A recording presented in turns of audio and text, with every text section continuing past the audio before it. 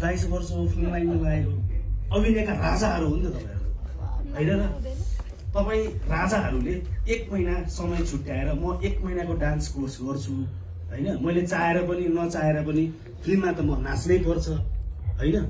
शर्त लागु होला तर सम्भावनाहरू त्यो नरहन पनि सक्छ क्या, जसरी यो गीत आयो नि त, होइन?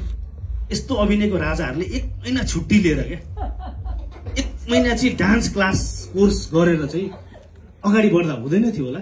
एउटा साइडबाट यो हेरौँ न, होइन? यसको जवाफ के दिन चाहनुहुन्छ? सवाल एकदमै इजी छ अनुपलाई। ट्राई नगरेको होइन, पहिलो कुरा चाहिँ यो होइन। यो डान्स भनेको कुरा चाहिँ कस्तो हुन्छ भने टाइमिङ हो कि, होइन? मेरो लागि चाहिँ त्यो टाइमिङ समात्नुको लागि चाहिँ दुईटा भन्दा गाउनु पनि अनि नाच्नु पनि त्यो टाइमिङ नभएको, आफ्नै टाइमिङ भएको मान्छे रहेछु म। मैले प्र्याक्टिस गर्दाखेरि धेरै टाइम वेस्ट भएको छ। तर मैले बुझेँ अनि मेरो कोरियोग्राफरहरूले अनि सिनेमेटोग्राफरहरूले पनि हेल्प गरिरहनु भएको कुरा चाहिँ के छ भने मेरो चाहिँ के रहेछ भने कम्मरभन्दा तल र माथिको सिङ्क गराउनु भनेको खुट्टा र हातको सिङ्क गराउनु नमिल्ने रहेछ।